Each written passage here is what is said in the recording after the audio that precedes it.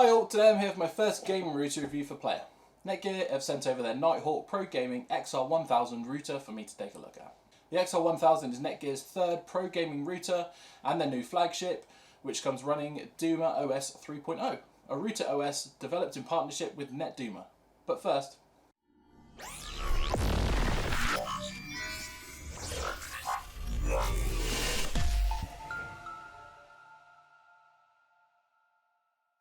let's start with a look at the Pro Gaming XR1000 itself.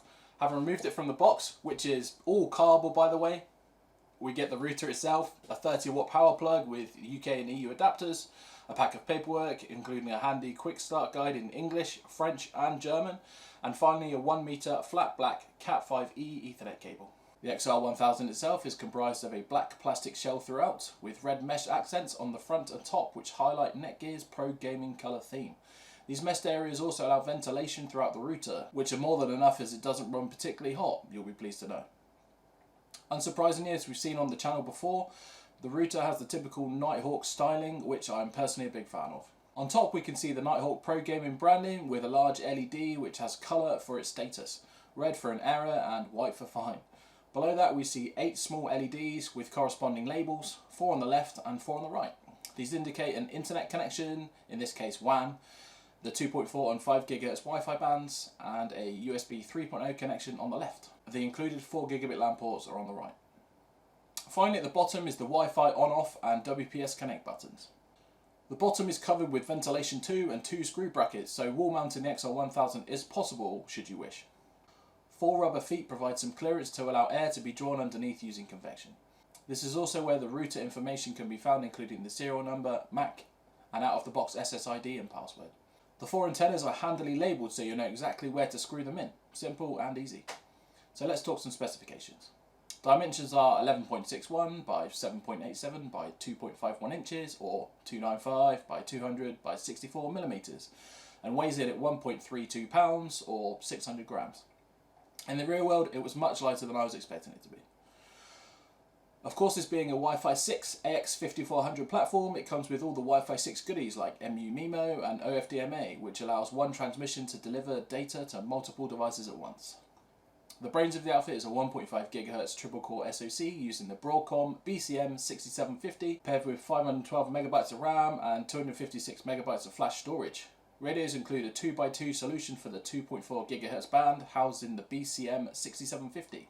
Allowing 574 megabits per second support.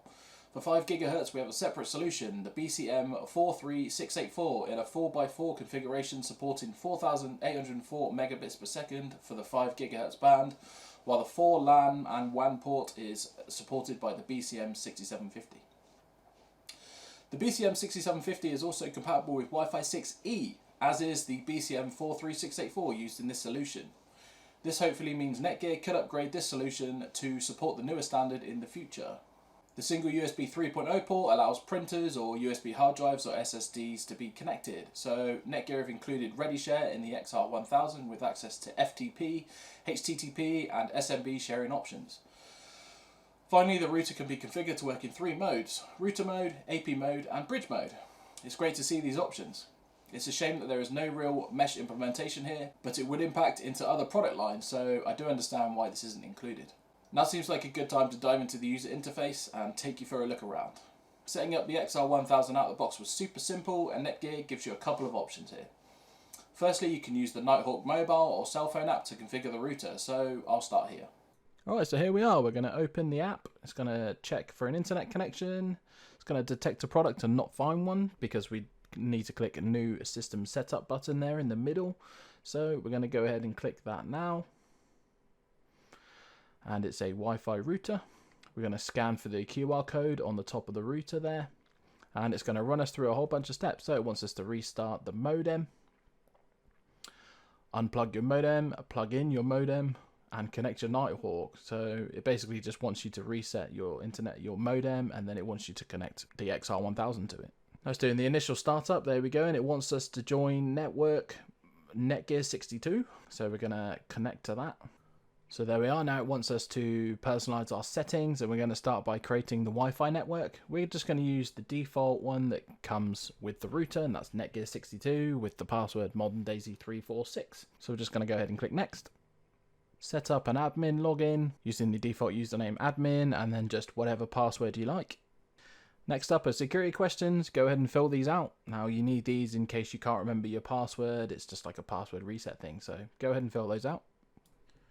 Alright, and now it's saving those settings. So next is it's going to check for a new firmware, and like it says there at the bottom, it should take just a couple of minutes.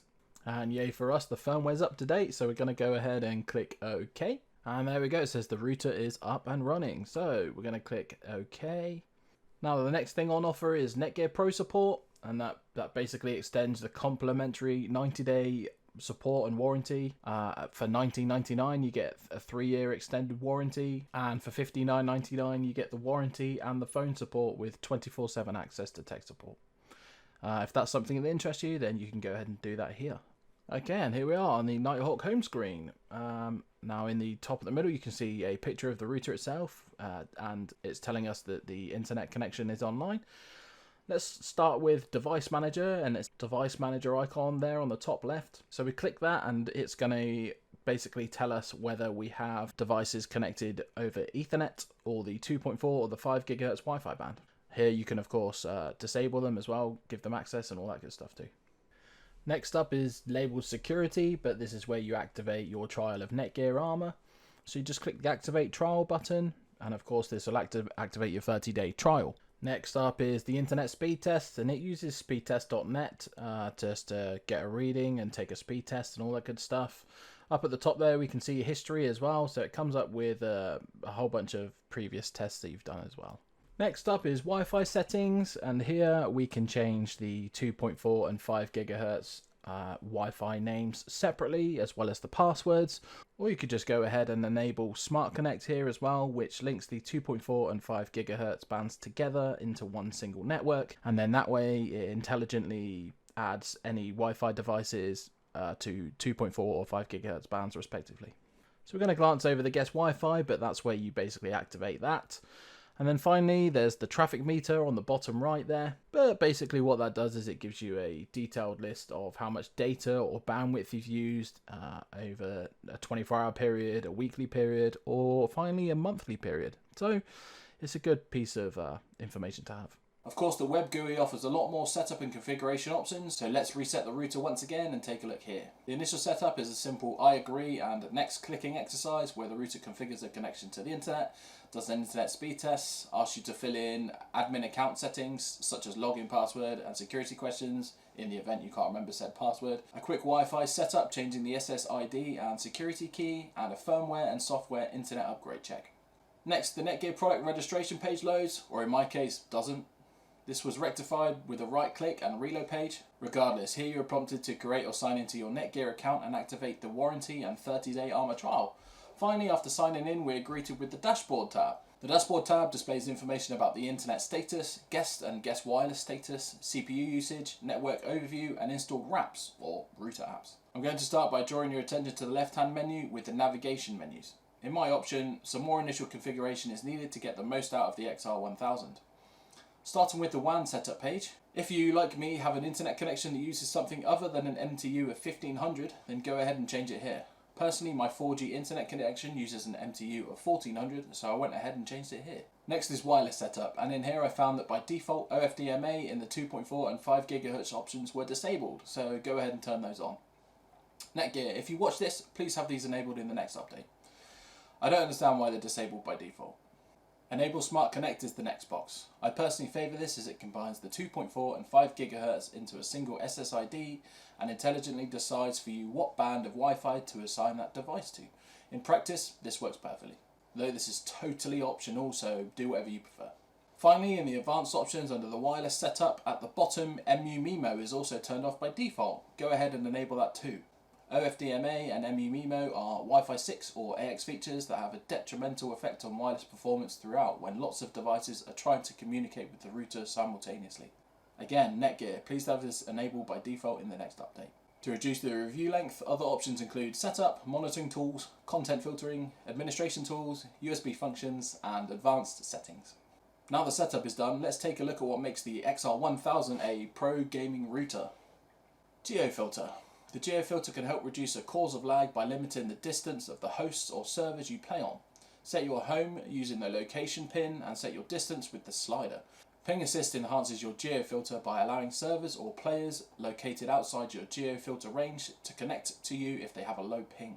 For example, if only servers in the UK were allowed by your settings, but a server in Germany tried to connect to you, Ping Assist would allow the connection if it has a ping value less than your Ping Assist number. NETGEAR recommend you set your Ping Assist value between 30 milliseconds and 50 milliseconds to begin with. Any connection below that will be allowed to connect to you. You can increase or decrease this value based on your personal preference though. To disable Ping Assist, set the value to 0 milliseconds. Ping Heatmap. Ping Heatmap is a new feature in DumaOS 3.0 that provides you with latency data for each of your favourite game servers. Simply select a game from the drop-down list to ping every server for that game. You'll see server locations appear on the map, with colours ranging from green to red, indicating low to high ping respectively. Additionally, schedule ping tests to see how your strongest and weakest server connections change over time. Then you can use this information to influence your GeoFilter selection to ensure the best connection at all times. QoS. QoS is a wrap dedicated to giving you power over which part of your internet traffic matters the most. The QoS feature is split into two sections that work together: congestion control and bandwidth allocation. Congestion control limits how much bandwidth non-gaming traffic can use while you game, reducing queuing and avoiding lag. Meanwhile, bandwidth allocation allows you to share bandwidth according to the activities you use most, such as gaming, messaging, live streaming, and media. Simply adjust the sliders to match what you use the most. Alternatively, you can share your bandwidth between your devices instead of your traffic. Connection benchmark. Connection benchmark helps you get a clear representation of your connection quality by running a test and providing results directly from your router, rather than an online speed test from your PC or phone. Device Manager. Device Manager is the area of DumaOS where you can view, label, and find information about your devices connected to your router.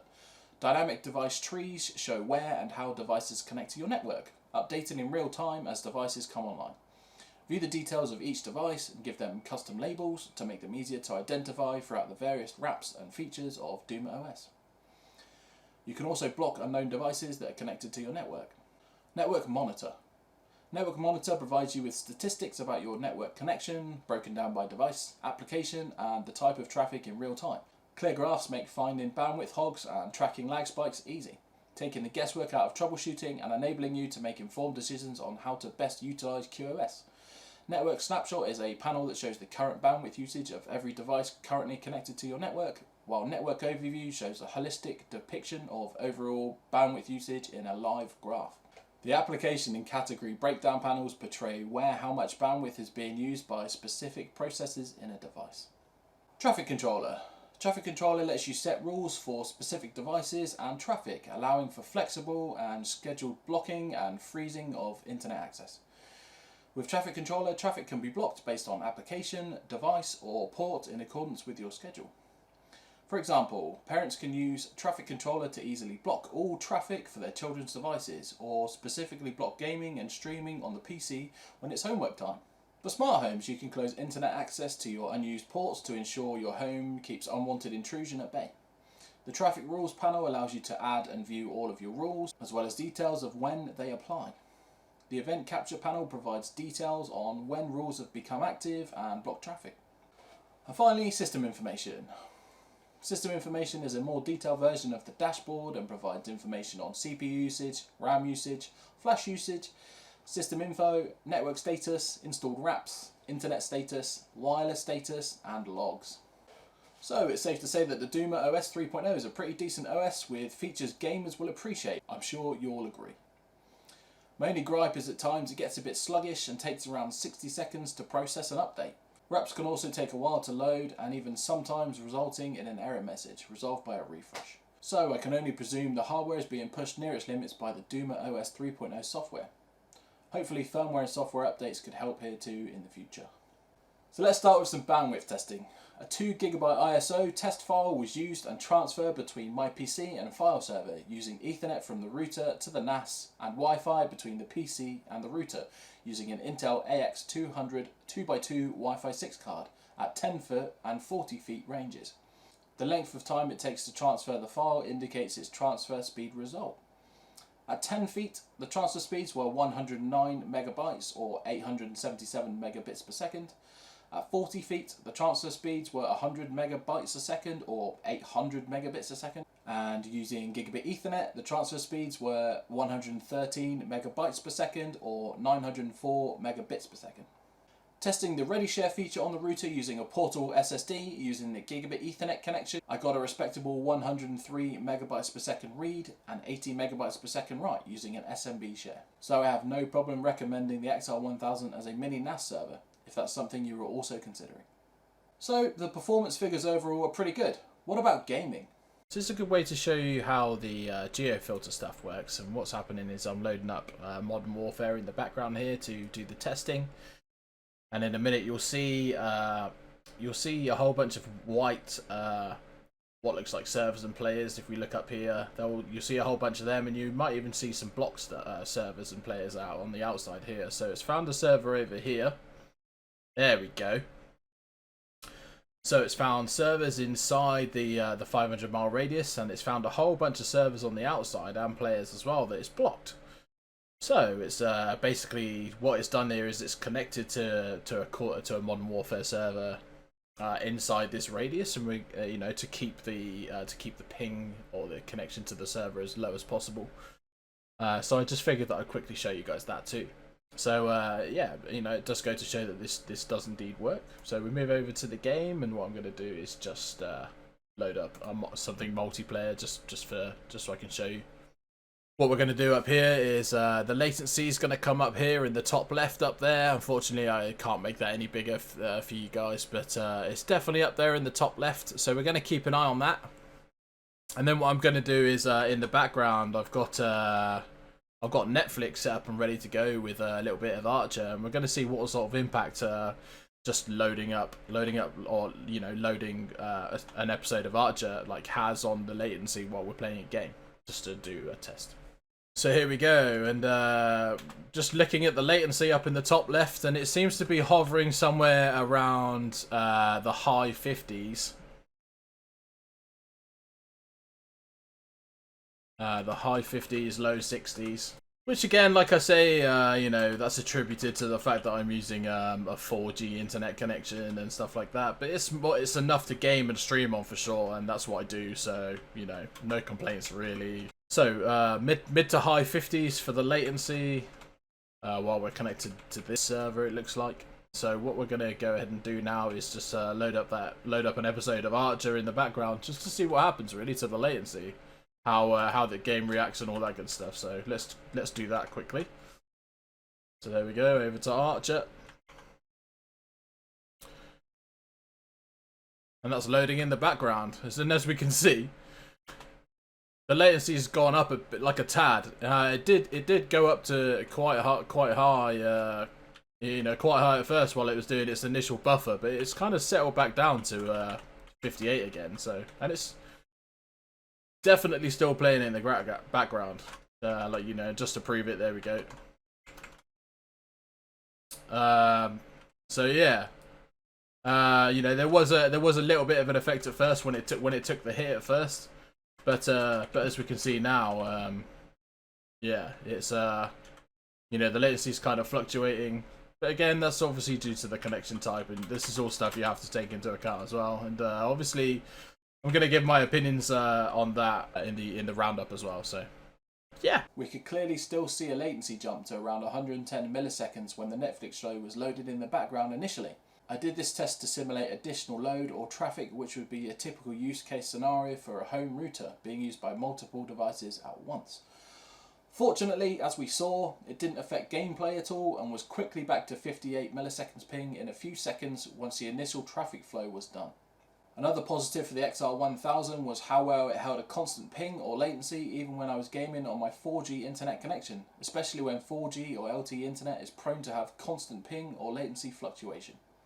However, loading an additional third data stream caused significant lag in-game and buffering on both video streams, even with the QoS settings in use, which the router set to 50% using the auto setup feature.